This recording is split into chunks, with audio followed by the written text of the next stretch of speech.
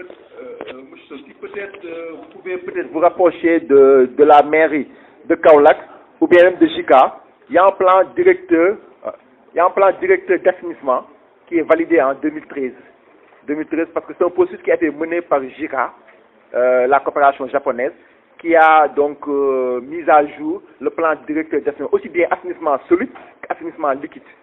Donc aujourd'hui, toutes les orientations en matière de gestion des eaux usées, des eaux pluviales et des déchets est repris dans ce plan directeur d'assainissement. Et nous, notre intervention à Kaolack prend essence, prend soubassement comme de ce plan directeur d'assainissement qui est validé. Aujourd'hui, pour Kaolack, nous avons déjà obtenu un financement de la Banque islamique de développement à hauteur de 4 milliards. Donc globalement, c'est 17 milliards 5, mais il y a 4 milliards qui vont revenir à Kaolack pour construire un centre d'enfouissement technique.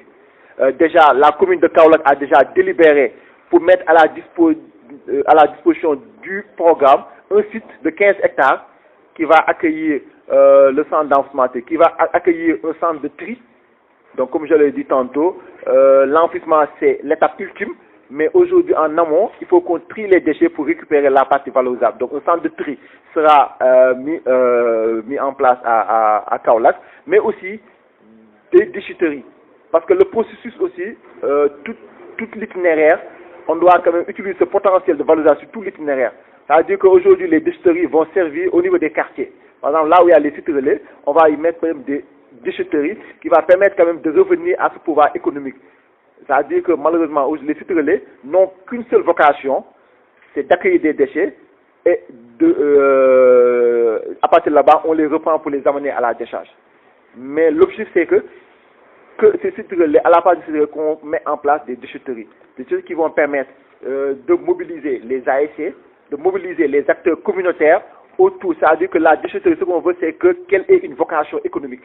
C'est-à-dire que déjà, l'activité de tri primaire peut se faire à partir de la déchetterie. Aujourd'hui aussi, le ménage, après avoir trié, il a un exutoire. Parce que ça aussi, dans nos enquêtes ménage, on a eu ces informations. Les personnes nous disent, ok, nous on trie dans la maison. On trie dans la maison, on a 2 poubelles, ou bien on a plusieurs chassis, on trie. Mais après avoir trié, qu'est-ce qu'on va faire des matières récupérées? Parce que si le camion arrive, c'est du tout venant. Si on donne au collecteur les 2 poubelles, ils vont remettre ensemble les 2 poubelles dans le camion.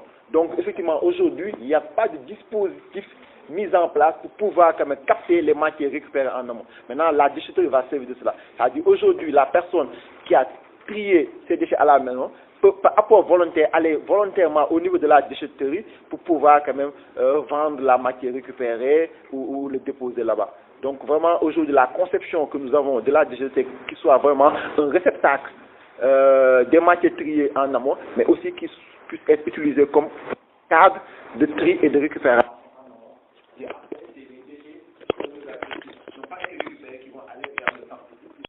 Des exutoires ou amener les déchets. Ça, c'est déjà une première une deuxième, c'est-à-dire on va les encadrer pour que qu'ils puissent être quand même avoir quand même des intérêts économiques. Comme ce système ROC, c'est porteur du système ROC, puisse quand même dans le cadre d'un GIE ou bien quelque chose comme ça, puisse quand même tirer profit quand même de leur travail. Donc quand même vraiment il y a une analyse qui a été faite et des mesures d'accompagnement vont être apportées. Cette semaine même, j'ai un collaborateur qui est là-bas, qui est en train d'échanger avec les charretiers de Kaolack et nous allons dans le cadre du programme recruter un maître d'œuvre social. Donc c'est un nouveau mécanisme aussi qui est en train de développer. Un maître d'œuvre social va se baser localement pour encadrer toutes les initiatives communautaires. Aujourd'hui, une ONG va être recrutée dans les villes où nous allons intervenir pour encadrer toutes les initiatives communautaires. Et en cela, il y aura l'organisation de concours de quartier le plus propre, l'organisation, la structuration des conseils de quartier, la structuration des GIE de quartier. Et effectivement, nous voulons aller sur la mise en place de régies de quartier.